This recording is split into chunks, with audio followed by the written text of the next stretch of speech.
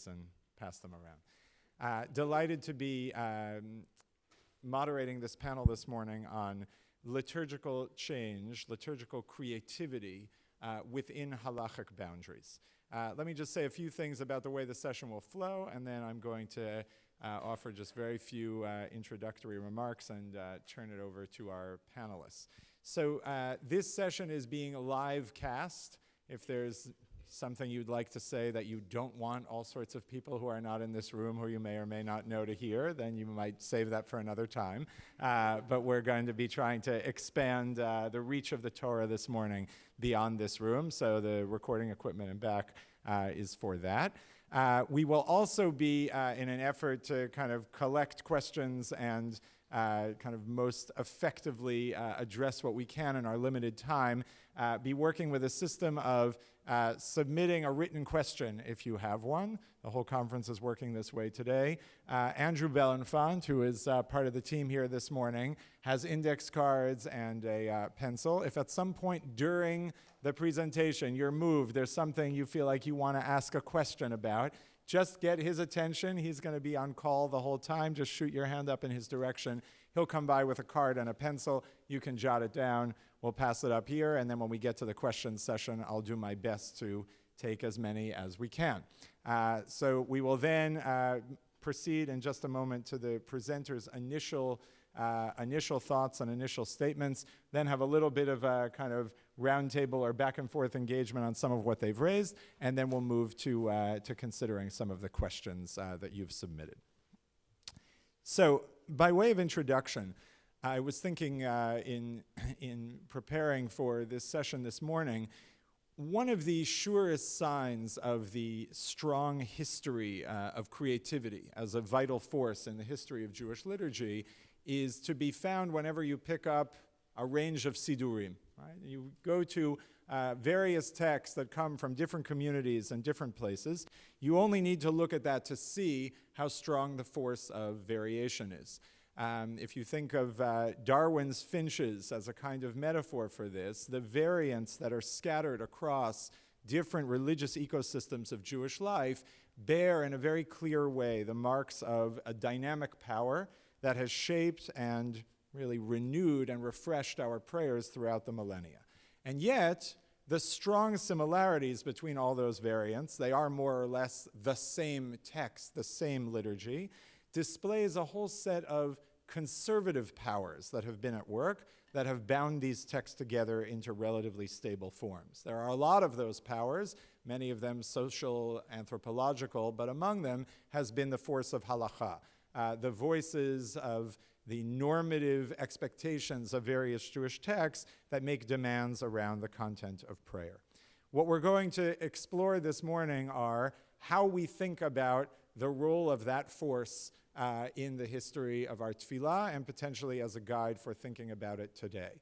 And we will hear, I will not go into biographies here, you have all of those in your programs, but we will hear first from Rabbi Sperber, who will share some thoughts about tensions between private prayer and a communal text and the needs of the individual versus the community. We'll then move on to Dr. Gray, who will speak a bit about how halachic norms might affect and influence even communities who don't see themselves as operating within halachic boundaries. And then Rabbi Feld, who has joined us very graciously. Rabbi Uhrbach was unable to be here for this panel this morning, having recently suffered a loss in her family. Rabbi Feld will be talking a bit about the tensions historically between Eretz Yisrael and Bavel, Palestinian and Babylonian centers of liturgy in the first millennium, and how some of what we learn from that context can influence our thinking about liturgy. So I'll turn it over at this point to Rabbi Sperber.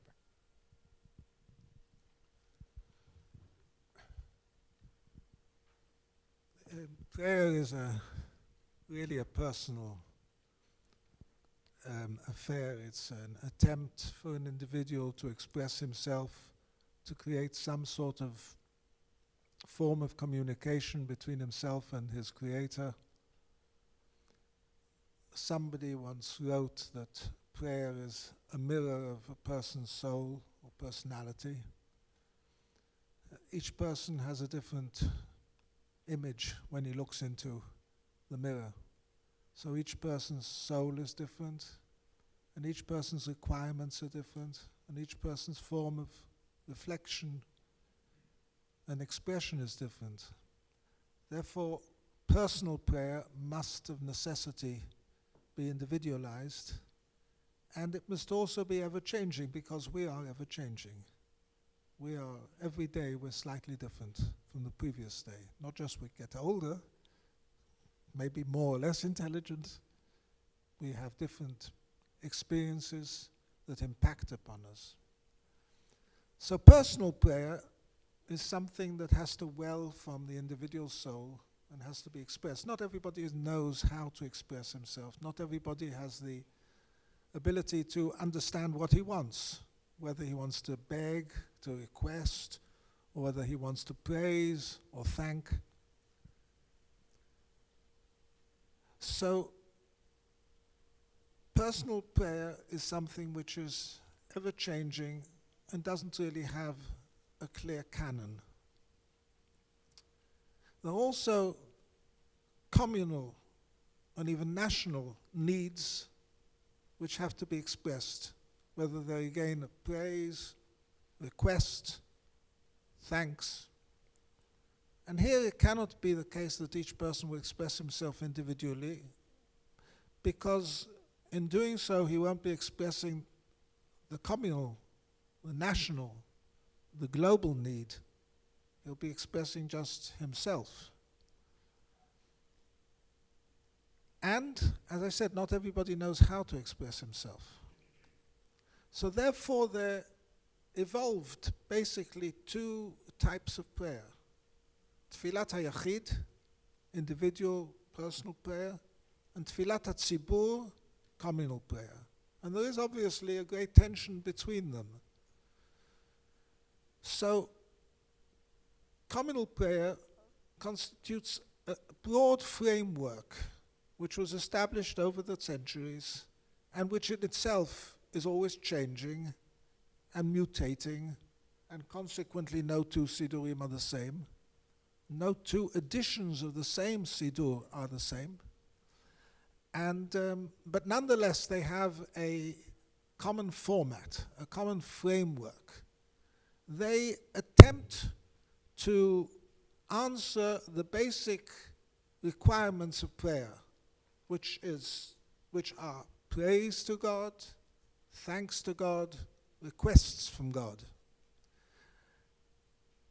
But within that framework, there exist possibilities of personal prayer. And even in the most formalized form of prayer, such as the Amidah, the so-called Shmonai Esrei, which are Chai Esrei, we have additions that we can put in if we wish to pray for somebody's good health who's not well. There's an addition. In other places we can also add our own personal requests, so that we have a sort of bipolar system, a general framework which has in it a good deal of variation. Each prayer is different. The morning prayer is different from the afternoon, from the evening prayer, from the Shabbat prayer, the Chagim prayer, Yom Yerushalayim, which we have to create really a proper liturgy for, which we don't really have as yet. What we have is somewhat unsatisfactory, and that requires vision and creativity. And the personal prayer, which each person is permitted, encouraged to develop himself, to put in certain rubrics, in certain slots within the canonic framework. And there exists in the halakha requirements clearly stated that a person should not turn prayer into routine, but should be innovative and creative. Firstly, in his kavanah, in his thought, in his intention, and secondly, even in the formulation. In earlier times, prayer was much more fluid, and the personal element probably was much greater. As the generations went by, there was a certain solidification of the framework, and less personalization appears in our prayers. But within the framework of halakha, there exists a wide range of possibility for personal expression within the canonic framework. Continue with Dr. Gray. Good morning. Our session title is Liturgical Creativity Within Halakhic Boundaries, and I'd like to focus a little less on the liturgical creativity and a bit more on the halakhic boundaries, particularly, as Rabbi Tucker indicated, the significance of these boundaries for those who don't see these boundaries as binding. And I have to say that in my experience and the experience of communities that I've been part of, creativity unmoored from the halakha can be very beautiful. It can yield very spiritually powerful results. But the halakhic literature on prayer and the traditional siddur, both of these together constitute what I'm calling the literature of Jewish prayer. They reveal various themes and theological emphases. And the halakha of prayer should be seen as far more than a set of say this at this particular time and don't say that at this particular time. Rather, the literature of Jewish prayer, and again, I mean the halakhic literature of Jewish prayer as well as the traditional siddur itself, is a literature that gives legal expression to big ideas about Jewish prayer and what it means, and the traditional siddur gives these ideas poetic and liturgical expression in words through which we can activate these ideas and use them to connect to God. Now, this way, I believe, of reading, particularly the halakhic literature of Jewish prayer, can be very powerful. We don't have time for all of that today. I'd like to bring two brief examples, one from the Siddur and one from a reading of the Rambam in the Torah Sheba'al Peh mode, since none of us have the Rambam in front of us. The first example from the Siddur that I'd like to touch on briefly is the second bracha of the Amidah, called in the Talmud Gevurot, which of course ends Baruch Atah Hashem Mechayei HaMeitim. And that ending, Baruch Atah Hashem Mechayei HaMeitim, like the Chatimot of Brachot generally, is taken very seriously in the classical halakha, and it has occasioned some hesitance and a certain amount of second guessing and soul searching and deep searching by people who find the message of that particular Chatimah rather disturbing. It's been replaced by Mechayei HaKol, Mechayei Kol Chai. There are different ways of expressing that. What I want to suggest is that by reading the Siddur, by reading, globally speaking, the halakhic literature of Jewish prayer as a literature of big ideas, of big themes, of big emphases for how we approach prayer and approach God, we see this bracha in a different way. If we look at the entire paragraph, think about all of the phrases found in the traditional Siddur. Somech noflim, rofei cholim, matir asurim. God is supporting those who fall. God is healing the sick. God is releasing the captives. And then the very beautiful, Mekayem emunato l'shenei afar. God is upholding God's faithfulness to those who sleep in the dust. If we look more broadly, more intertextually, as it were, who is considered a mate? If we look in rabbinic literature, what does Tchiyat HaMeitim mean when the term is used in rabbinic literature? We find, for example, Ani Chashuv Kameit.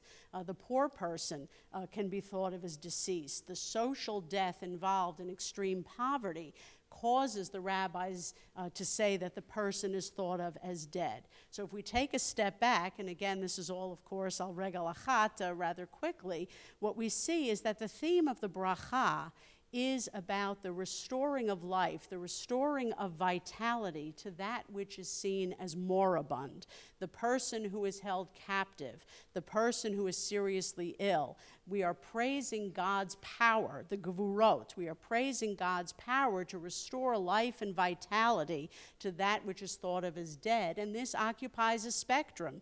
Tchiyat HaMetim, in the sense of the resurrection of the dead, is not a metaphor, but it is part of a spectrum that involves the revitalization of that which is thought to be dead. And I submit that theme is lost if we focus too quickly and too laser-like fashion on the Chatimah.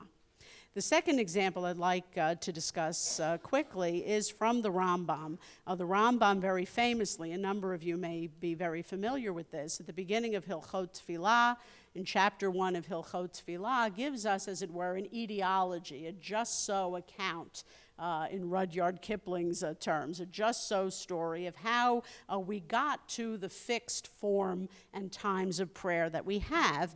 And he describes essentially how Ezra and his court, quote-unquote, codified prayer. At the beginning, he says, prior to the first exile, the destruction of the first temple, prayer was very much an individual matter. People prayed in their own good time. People expressed their praise, their petition, and their thanks to God in their own terms. But as a result of the Babylonian exile, he says, Ezra and his court became aware people could not express themselves fully in Hebrew, and so they, as it were, codified a particular text. I can't resist pointing out, sort of verbally footnoting myself, that the Rambam's emphasis there on the importance of the Hebrew text is somewhat in tension with the halakha that tefillah is b'chol lashon. I'm hardly the first to point that out. The Khatam Sofer already noticed that in the 19th century, but he puts the emphasis there that the fixed text resulted because of people's inability after the Babylonian exile to express themselves.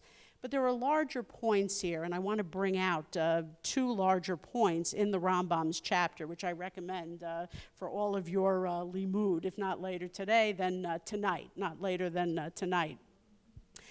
First, as the Rambam puts it himself in Halakha Daled, the fixed Hebrew text is a great equalizer. It equalizes the person who is fluent and who is able to string together beautiful sentences and express beautiful ideas beautifully, and the person who is unable to do so. They can both equally express themselves fluently and beautifully. And let's think about that.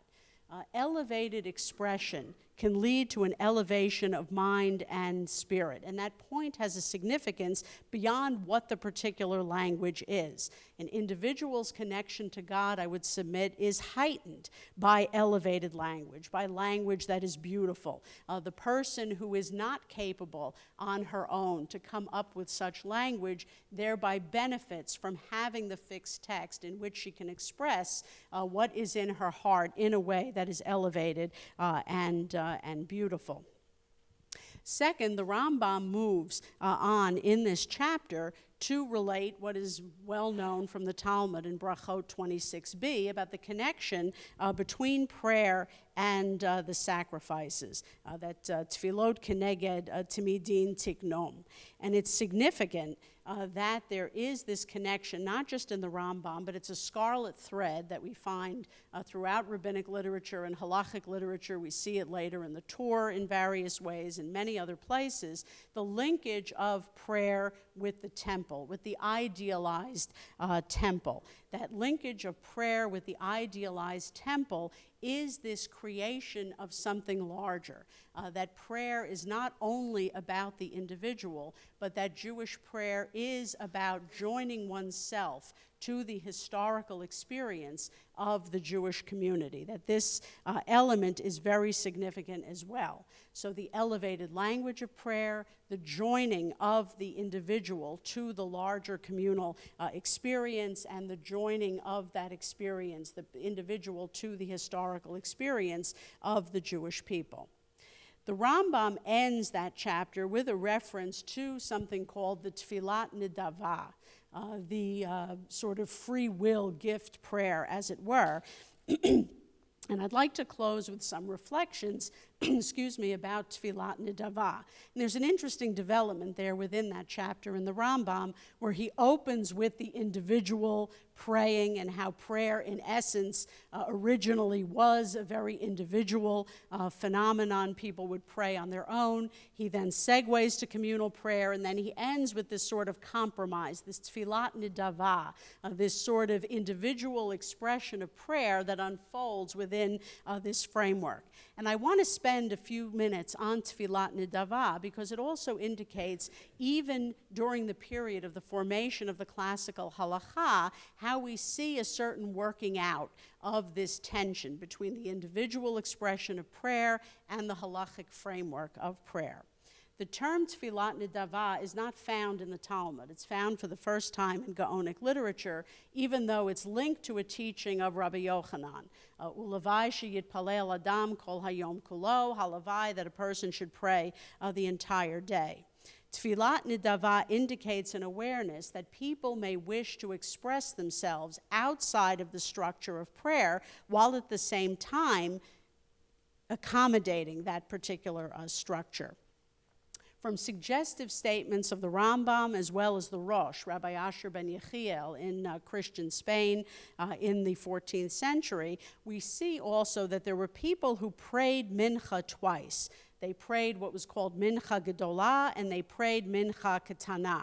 And if we put all of this together, the emergence of Tfilat Nidava as a named idea in the Gaonic period around the 9th or 10th century, the fact that in sources that stem from the Spanish milieu, we see this notion of people praying mincha twice, gedolah and ketana, we see something very interesting about Tfilat Nidava, which is that it seems in some way to have been a Jewish analogy, a Jewish structure that was invented and come up with and innovated to correspond to elements actually of Islamic supererogatory prayer. And the two mincha prayers, in fact, the gedolah and the ketana, correspond to the midday Islamic prayer and the late day Islamic prayer. So what point am I trying to make? I'm trying to make the point that there was an effort, as it were, to have liturgical creativity within halachic boundaries, even in this milieu at a particular time, and to make space for the individual voice, even within the Talmudic matbea tefillah. Ultimately, as we move beyond the Spanish milieu, there's a bit of a hesitation about Tfilat Nidava. The Rosh already, Asher ben Yechiel, and then later the Shulchan Aruch already expressed the idea that this is not necessarily something that one should engage in. One should be focused more on the statutory prayers. But it's a suggestive example of a halachic accommodation within particular bounds of creativity, halachic boundaries, and accommodating the individual voice within those boundaries. So forgive me, I need to stand to talk because somehow breakfast has worked itself down into my stomach, and you won't hear me, but you'll hear my stomach if I sit. So.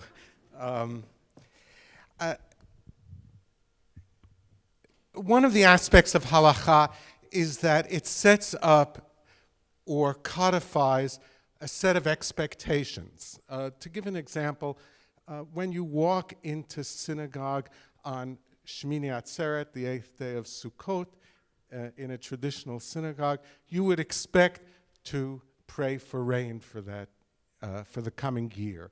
You don't do it on the first day. On the first day of Sukkot, you walk in and you have these expectations of the joyousness of the Chag. And suddenly you walk in on the 8th day and the Chazan might wear a kittel. We might be thrown back on the high holiday Nigunim. And if that were done on the first day, something would inside us would be shocked and thrown off. So I want to talk about what expectations should we have when we enter a synagogue for communal prayer, and I want to make some recommendations. And I want to do it on the basis of a kind of historical analysis. If you lived in the first millennium, you would have had two very different models of Jewish prayer on Shabbat and Chagim. In Eretz Yisrael, if you walked in on weekdays, or if you walked in, or if you davened at home, you would have had a fixed liturgy.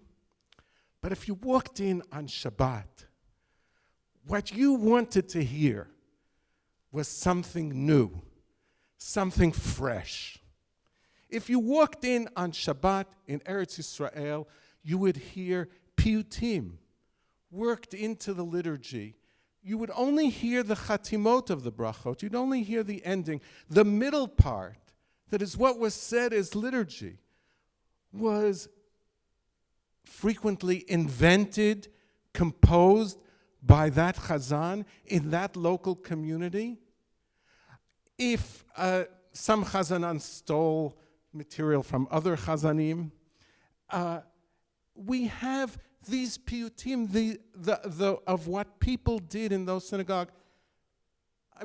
Not the scholars here, but if people who are non-scholars would take a guess of how many piyutim have been found in the Geniza, how many piyutim do we have some record of? We have them in part, some in full, some for most, some for one line. How many piyutim? Take a guess. 4,700. Too low. Someone else. Tens of thousands. Give me a number. Tens of thousands is 15,000. Too low. 30,000. Too low. More than 100,000 piyutim have been found. That's an incredible creativity that took place. And a whole different set of expectations of what you thought about when you went to tefillah. I'm always interested in what was the experience of being in that synagogue like in ancient times, in any synagogue.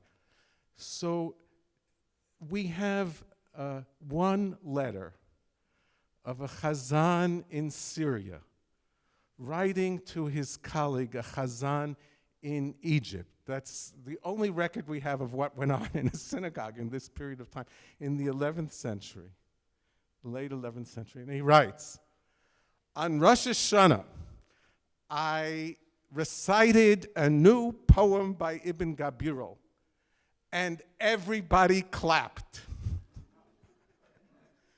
So that's what went on in a synagogue. And that was the set of expectations in Eretz Yisrael. If you went to Bavel in the same period of time, you would expect a fixed liturgy of exact words which the chazan would recite and you would repeat after. Two very different models of prayer. Both of them flourished. One of them was killed out.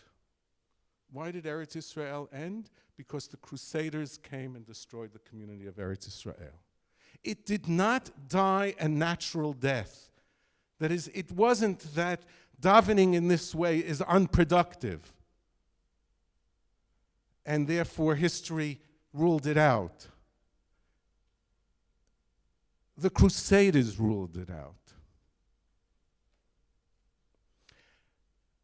It was preserved in some measure in Ashkenaz, where through Italy and through Ashkenaz, piyutim of Eretz Yisrael were preserved to some degree. And we have our Sidur and our Machzor is preserved many of these piyutim, several of them. And the notion of adding piyutim on Rosh Hashanah and Yom Kippur, of adding piyutim for Chagim, remained but they became fixed. What had survived from Eretz Yisrael were the piyutim that you said. Some piyutim continue to be written in Ashkenaz. We have We have lovely piyutim from Germany that are part of the Siddur. And then, as more and more of a sense of Talmudism overcame the sense of local minhag in Germany, more and more fixity crept in until the age of printing, when you have a notion of a very fixed Siddur visibly before you. It's not accidental that the last major changes in Jewish liturgy came from Luria and that circle in the 16th century, which is just the end of the age of manuscript and just the beginning of the age of printing. And that then faces us with a question. In our era, what model of prayer do we want to take on? Within a halachic frame. I want to argue that we have to return again to a notion that when you come to synagogue, you come to hear something fresh, something new, something which will stimulate you in a new way. I have a friend whose father was in synagogue, and the rabbi came over to him and he says, every time you come here for morning minyan, all you do is talk. You know, you don't daven. How come you don't daven here? You just talk. He said, if I wanted to daven, I'd stay home. You know, so what are the expectations from coming to synagogue? If you just needed the fixed liturgy, perhaps you should stay home. But what you want from coming to synagogue in our era, I want to argue, and the halachic expectations I want to set up, is that you hear something new, and that a public prayer which does not have something new is not prayer. And such formulations are in fact found in the Talmud. They weren't the ones which achieved dominance. But is this the time to renew it? Thank you. Thank you. So I want to thank all the panelists for those initial wonderful presentations. I want to follow up with a few pieces to maybe draw out some of what was said here. A question was actually submitted: when is substitution of communal or personal versions of the liturgy halachically permitted? I want to refract that through two follow-ups I'd love to hear you all comment on. The first really goes to both Rabbi Sperber and Rabbi Feld, each of whom spoke in various ways about the importance of there being some space for variation, whether in response to the changing needs of the individual or perhaps to just the ethos and the sense of being refreshed in the synagogue. I'd be interested to hear each of you comment. Can you name an example? It could either be something real or something that you could imagine that would feel like a bad or unwise move of liturgical creativity, positing all of the value of that flexibility. What would be something that you might look at and say that's not going to serve some kind of larger framework? Or another way of reflecting on that, what makes something no longer recognizable as the form on which it is varying? And again, if you do have some concrete example of something you've struggled with, that would be helpful. And for Dr. Gray, I think my question is, since you spoke very much from the other end of how can we imagine, even if we feel unbound in many ways by certain forms, being informed by the values, how do you think about situations where it feels sometimes, I think to many contemporary Jews, that the guiding values or assumptions of the content of rabbinic prayer are at odds not just with personal need, but with even genuine communal expression? And to me, the top three issues that always rise to the fore here are essentially feminism and gender more broadly, parochialism of the Jewish people versus the rest of the world, and nationalism, the idea that we have a prayer that is largely the product of exile and disempowerment in an age of Jewish sovereignty. So I'd love to hear, maybe begin with Rabbi Sperber, then perhaps go back to Rabbi Feld, and then to Dr. Gray. Before I answer your question, I'd like to carry on from Rabbi Feld. There are two apparently contradictory statements, which are not statements, they're overall theologies of prayer found in Talmudic sources.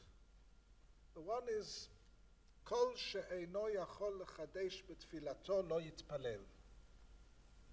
Gemara in Brachot. Anybody who cannot innovate in his prayer, better that he shouldn't pray. The other is, Asur l'shanot matbea shetavu chachamim. One may not change the formulation which the rabbis of old formulated. This seems to be two contradictory statements. The way that these contradictory statements were, this contradiction was, as it were, solved, has already been indicated. In the Rambam, for example, we are told that the brachot of the Amidah, which is one of the main kernels of our prayer, have a standard format, a pticha and a chatima, a beginning and an end. And they may not be changed, but within the centerpiece, as long as you keep to the general theme of the pticha and the chatima, you may make all sorts of changes. That seems to be what the Rambam is saying. That is why it was possible to insert all these very ornate and complex piyutim that were mentioned. I don't really know how the Sibul, who came to Shul in the 5th century in Eretz Yisrael, had any understanding of a Kaliri piyut. They're enormously complex. But in any case, they're certainly going to hear something new. And they're going to expect something new. And they will get something out of it. Each one will feel, they'll latch onto some element, and it'll give them a deep spiritual satisfaction. Now, as I said, prayer is constantly changing, constantly innovating. I think that the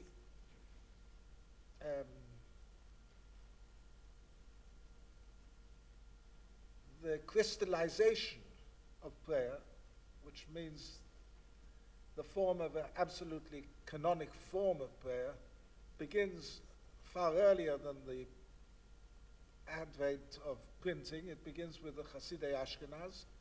Hasidei Ashkenaz in the 11th century were so concerned with the variety of nuschaot, of versions of prayer, which varied from one city to another, from one Jewish community to another, and created a sort of a chaotic situation where somebody that traveled for one day from one place to another would find himself with a completely different nusach, which he couldn't be acquainted with.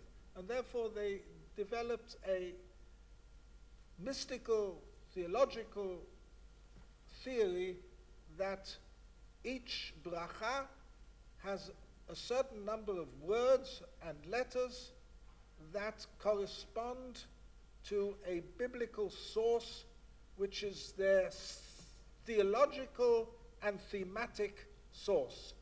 And to alter the version by adding or subtracting one word or one letter will destroy that association and therefore destroy that understanding the real kavanah, the deeper kavanah of the verse. And this way they tried to create a standard version.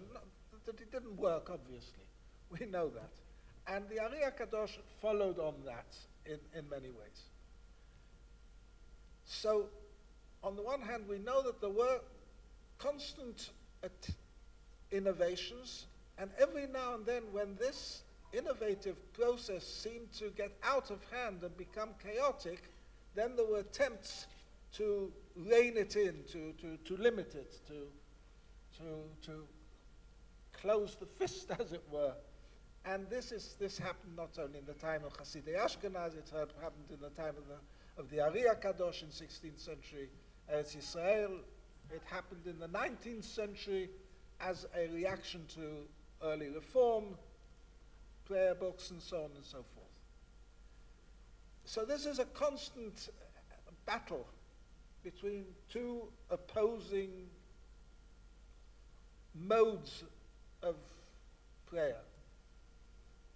And at times we find that with the change in ideology, in theology, in social situations, it is felt necessary to upgrade, to change, to make more relevant prayer, and therefore prayer books are changed, they're altered, they're edited.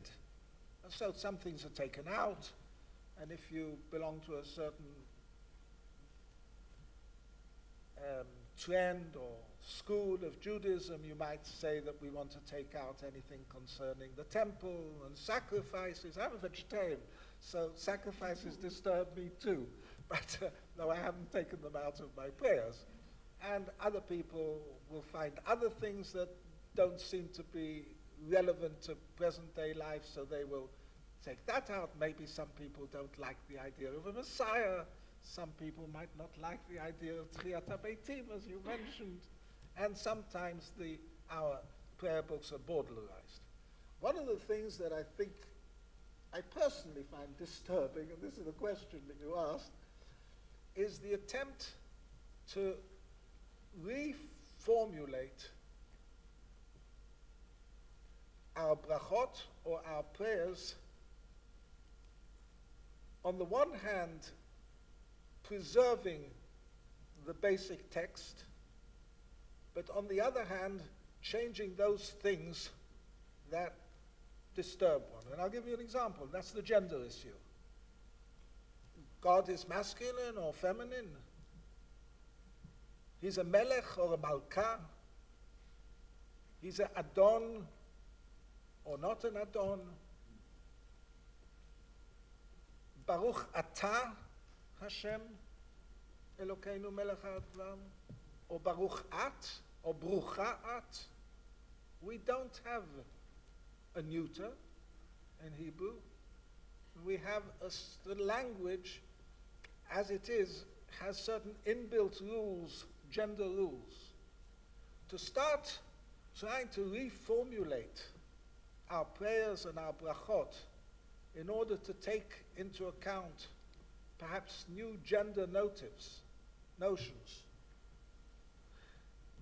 I think this is very destructive, and I think that we don't have the ability to really reformulate these things as long as we are using the Hebrew language. If we're using the Hebrew language, we must abide by the rules of grammar and syntax and try to express ourselves within those parameters. And those parameters may be constricting, but those are the constrictions that we have to work within. Just as there are Halakhic constrictions, so there are also linguistic and lexical constrictions. Rabbi Feld?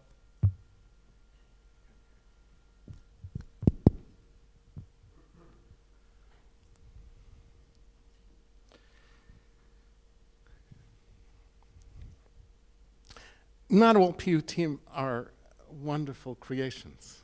You know, a lot of them are just ditties.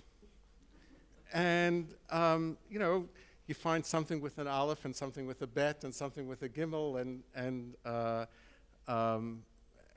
does it add up to something? It's a nice play, you laugh at it, you smile, but not all piyutim are great theological statements or terribly inspiring prayers. Shlomo Goitein says that I think he may be wrong, but it's an interesting thesis. He says the reason why piyut was popular in Eretz Yisrael was because of the music. There was a chorus, and things were sung, and people came to shul and heard good music. And now I'm not sure that he's entirely right, but what's good or bad about some innovative moment? I'm not sure that I would particularly like new prayers written as rap, but I know somebody who's done that, right? And whether or not it is good is going to be a judgment of the communities in which they're found. And over time, the people of Israel will decide what's lasting and what's not lasting. And things will catch on or not catch on.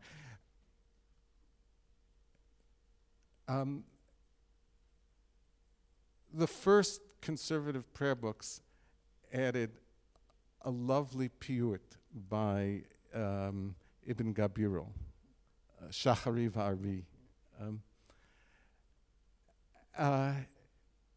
I found that a new Sidur published by Hasidei Slonim began with that piyut. Now here are Hasidei Slonim, good Eastern European Hasidim, publishing a Spanish piyut, right, that found its way back into the liturgy through conservative Sidurim. It's a lovely example of how the community of Israel makes things into eternal things or not, and takes things over. So people are going to do creative things, and there's going to be a lot of bad poetry and a lot of bad liturgy. There'll also be some wonderful things.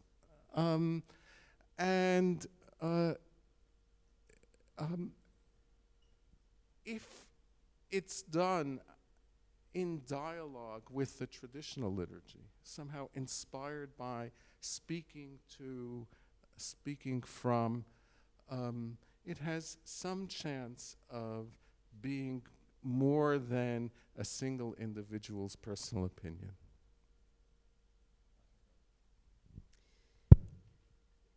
Let me, first go back to my point, or my way of reading the larger literature of Jewish prayer, the halakha, the Halakhic literature of prayer. On the one hand, that's the realm of the Rambam, of Orach Chaim, in the Arba'at Turim and the Shulchan Aruch to some extent, as well as the Sidur, the traditional Sidur, which in some sense, despite all the variations that we know are there, is sort of a quote-unquote codification or crystallization of expressions of Jewish prayer, and seeing these, as I said, as expressions of larger ideas, of larger themes that shouldn't be lost. The specific questions you asked me were about feminism, about the particularist elements, and I believe there was a third.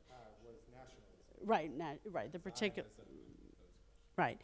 When it comes to looking at these big ideas, my point is that these considerations, these themes, should not be lost in a too hasty search to be quote-unquote relevant.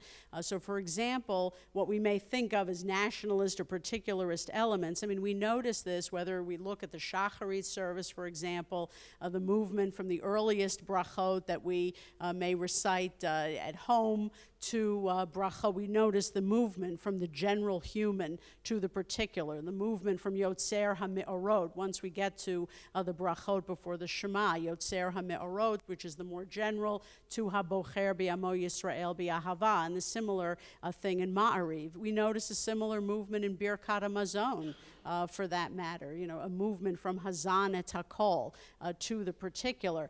That, for example, is a theme that I believe should not be lost. What we do with that theme is going to be up to what people decide, what the Jewish people decide, what communities decide to do, but we can't lose sight of that our liturgy moves us from recognizing where we are as human beings, what we have in common with humanity, and then moving us in the more particularist direction, having the Jewish individual transcend herself to some extent, to involve herself in the larger Jewish story. And if you, again, think about Shacharit, where this is, portrayed in a very lovely way, where we have Shirat Hayam at the end of Psukei de Zimra, we're recapitulating every day that larger Jewish story. So I think that is something to be careful about, to be mindful about, and to think about. The tendency I've seen in many places to spend a great deal of time, for example, on the early part of Birchot HaShachar, out of what I feel very often is an unconscious sense that this is something that we share in common with all humanity. It's something which is universalizable, how our bodies work, et cetera, et cetera.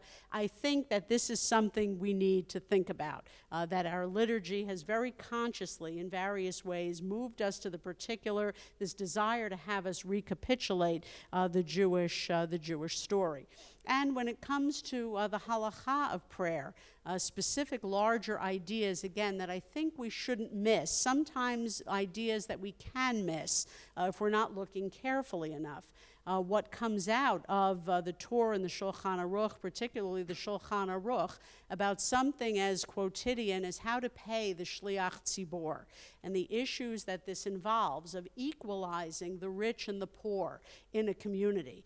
The fact that the Shliach Tzibor is the Shliach not only of the rich who might be able to pay more of his salary, but of everybody, and then what that larger idea means. So not just sort of these more abstract, perhaps, theological ideas, but these very concrete ideas that I think we need to bring out. Having said all that, it is up to the community. It is up to what the people in a given community feel. I myself am somewhat small c conservative on the subject of liturgy. When it comes to matters such as feminism, for example, I believe that there are halakhic parameters within which it is appropriate. I don't feel it's simply appropriate. I feel in a certain sense it is obligatory to make reference to the imahot. But again, there are halakhic parameters in which to do this. But my goal is to bring to the attention of people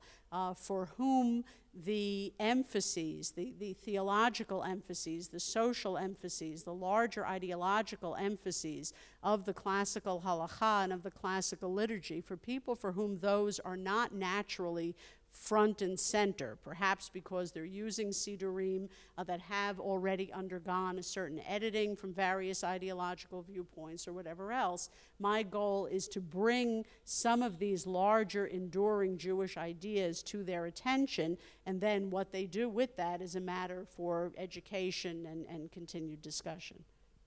Thank you. So I think we have time for just one more brief round. I wanted to surface a few things that came up in the questions as following up. One thing that was really offered as a kind of half comment, half question was, I think, responding to Rabbi Feld's call for perhaps reinvigorating the sense of expecting something new. Are there other ways other than the words changing that we might engage? That might it be sufficient for music to accomplish that, or perhaps even other forms of movement in tefillah, dance, other ways of kind of engaging the body that might leave the words intact in some way. I throw that out just to surface that, though you're welcome to kind of respond and comment on that. I think one of the things that came up for me in listening to some of your responses in the last piece, which I think about a lot, is what is the role, if anything, of politics, in the best sense of that word, in figuring out what liturgical changes make sense. And Rabbi Sperber, you brought up the question of the question of feminine God language. I know that when I've been engaged by my own students on this question, I have two very strong feelings. One is it feels almost impossible to me to make any sort of argument for claiming that God in fact is male and must be male, and that is the way the language kind of needs to be expressed, and feeling very secure that in terms of the politics of the community I am wanting, just in my own work, to engage around davening, the subset of people that I would repel as opposed to attract would come out in such a balance that feminine God language would not be a realistic political option, irrespective of kind of where I came out on the halachic parameters. That's one thing I wonder, maybe you can each have some brief comment on how that enters into your calculus. The other thing which I think came up, which is interesting, is kind of as an outgrowth of that, it is Yom Yerushalayim here, and we've brought up the question of kind of national as opposed to individual manifestation. I don't want to be overly reductionist here, but I can imagine that one of the factors playing into a fixed liturgy in Bavel and much more creativity in Eretz Yisrael might have been some notion of a diaspora Jew relying on the fixed nature of the tefillah for more of an identity stabilization than perhaps someone who feels more thoroughly grounded as a Jew, and tefillah becomes tefillah neto in a certain sense of it is really just about my individual expression.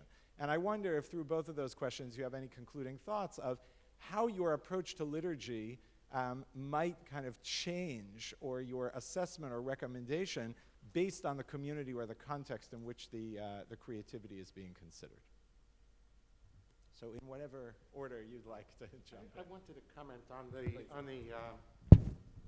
on the feminist God language. Here I would say the prophetic example is truly amazing and something to be worked with. That the prophet can say about God and put in the mouth of God, do I feel birth pangs and not give birth? Do I yell and scream as in that birthing and not and is there not a result? That is, to make God into a woman is, you know, I think when one first encounters it is really astounding, given all the male language that one is used to. So if we want to feminize tefillah, because it was so much in the male realm, and I mean, one can't deny that it, so much of it comes out of male experience and male chazanim and male rabbis, and if one, there is a series of metaphors and a series of ways of talking which we can draw on, which would make tefillah very interesting. In fact, there are some piyutim that do this, and we included in our machzor a piyut, a piyut, you know, for the part of the service that is about the high priest service in the temple on Yom Kippur, a very early piyut, perhaps one of the first, which begins by talking about there were three branches, Moshe, Aaron, and Miriam. Now, that one could, in the 6th century, speak so openly about the inclusion of women, in, which then falls out of the tradition. So there are ways of doing this which are within the tradition and quite inclusive and quite productive, I would say. As to the question of could there be other kinds of freshness? Absolutely. You know, to include meditation in the service, to include certainly music and new musical innovation. That's, yes, all of that is about what I can do when I come to the synagogue that I couldn't do by myself at home.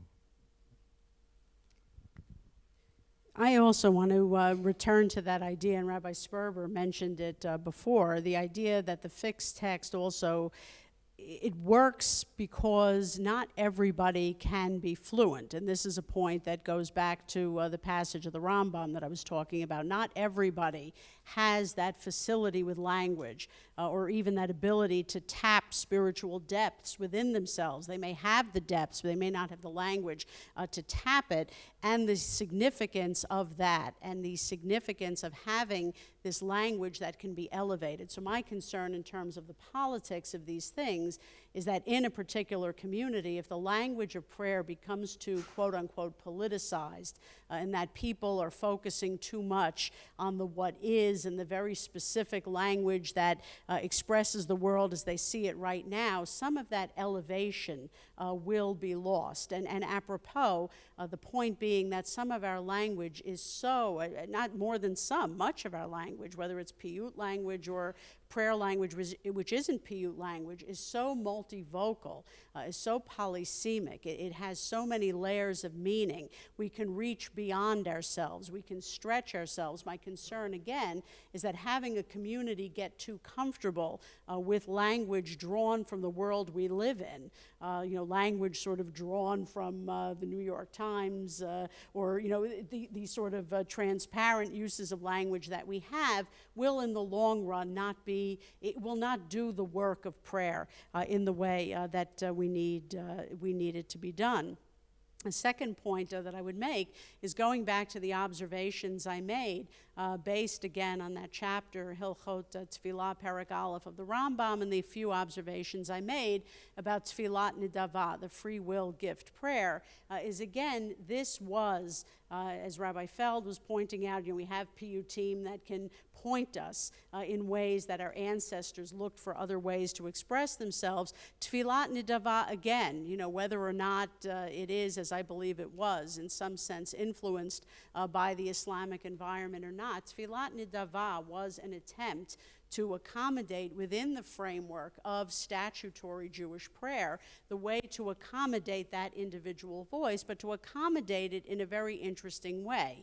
There is some machloket about whether and to what extent the individual can innovate. Should the individual innovate in this, and what is the nature of that innovation? Should it be each and every bracha of the Amidah, assuming this free will prayer is another Amidah, or does it only have to be one blessing? But the point is to accommodate the individual, but still give the individual that framework whereby she or he can transcend themselves and engage in an elevated exercise of speaking and connecting to the divine. Rabbi Sperber will give you the final word.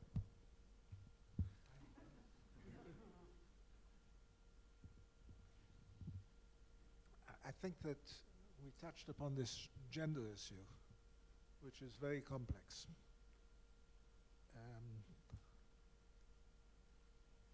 Even is masculine in Hebrew, but a stone is not masculine. It's not feminine. It's neither. The language has a certain framework. We talk about the attributes of God as Elohei Rachamim. The word Rachamim comes from Rechem, a wound. We say Rachem Aleinu, which is a very feminine notion. If we look further afield, we talk about the Shekhinah, whatever that is, whether it's identical with God or whether it's an emanation of God, it's in the feminine. If we read the Zohar, then we get even a more complex situation where the genders are crisscrossing one another. There's Yesod, which is masculine. There's Chesed, which is feminine. The Nukvin. So I think it's very important to understand that the notion of a male God is a complete misunderstanding, both of the nature of language and the nature of God. Ein lo demut haguf ve'eino guf. He's neither man nor woman. He's neither a melech or a malka.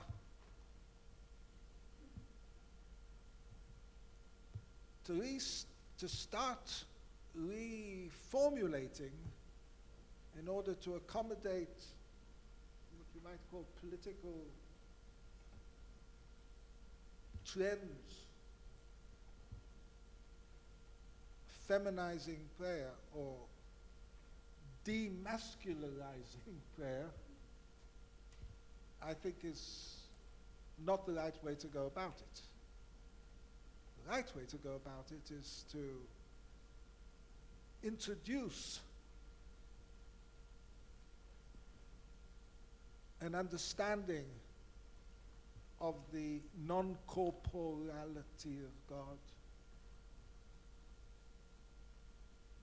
of the notions of God as a midat adin and a midat harachamim, which normally is understood as a male and a female counterpart. Again, rachamim being lechem.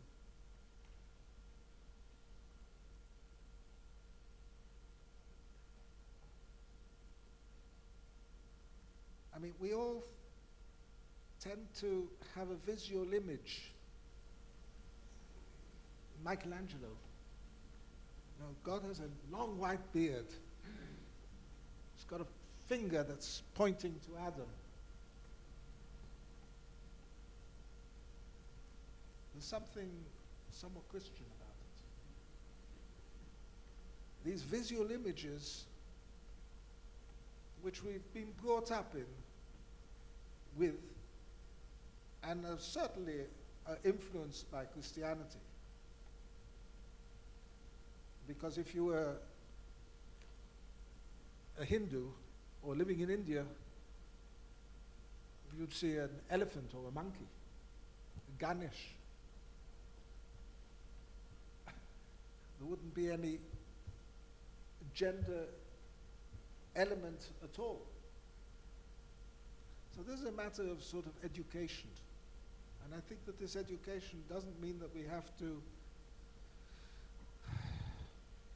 corrupt our language and our text. We have to remain within all the things that you said. I'd like to end, if I may. Yes, just briefly, so we can make it to the panel. Just to show something which I find very extraordinary. We think of the text as something fixed. So I want to read you briefly a little passage from the writings of the Tzanzorov. I was not exactly a Reformed Jew, and he wasn't even a big makil halachically. And he writes, "B'chol yom v'chol sha'a yeshnam tzirufim acherim hayeduim latzadikim." Every day there are different forms of understanding of prayer which are known to the tzadikim. U'b'chol tefillah yesh kavanot acherot, and every tefillah has different understandings. Ve'en shum yom shaveh lechavero me'az briat ha'olam, and no 2 days are identical from the creation of the world. V'nusach hatfilah mishtaneh b'chol yom, and the version of the prayer must change every day. And this is how we understand the verse, the passage in Avot, Al ta'as tfilatcha keva, do not make your prayer fixed. Ki ata yachol להתפלל באופן ובנוסח קבוע שאין שום נוסח קבוע. You cannot have a fixed text. כיוון שבכל פעם הוא משתנה. Every time it changes. אלא רחמים ותחנונים לפני המקום. There are different ways of expressing your petitions to God. לפי התגלות האלוקית שיש באותה שעה. In accordance with your understanding of how God appears to you at that particular time. ובאותו יום, and on that day. לפי צירופי השמות, and in accordance with your Kabbalistic understanding. כך נקבע הנוסח לכל תפילה ולתפילה בכל יום ויום. So even in the most conservative, Hasidic, Hungarian 19th century ultra-Orthodox Gadol b'Torah, he sees a need for personal involvement, and he doesn't feel bound and constricted by the particular siddur that he was using. And I would add that this form of expression and innovation can certainly express itself not only in words, but in thought. You know, we say things, but we can think of something else at the same time. In fact, that's what we do. The text has become routine, and within that framework, we have kavanah. The kavanah is not necessarily identical to the words that we're saying. They're associative. So there's innovation in kavanah, and I think that Shlomo Carlebach, Zichrono Livracha, within the Orthodox framework, created a revolution of making prayer joyful and not boring through music, through singing, through tunes. And there are other means of expression, dance, which have to fit within a certain framework of the synagogue. I mean, there are fixed seats in synagogues and so on. But I think there is room for greater innovation and making prayer a truly experiential issue. Thank you. I want to thank our panelists, thank all of you. You can make your next great contribution to this conference by proceeding directly and quickly downstairs to the plenary session. Thank you. Thank you so much. Hello. My name is Aharon Vardi. I'm speaking later today on the matter of prayer as property.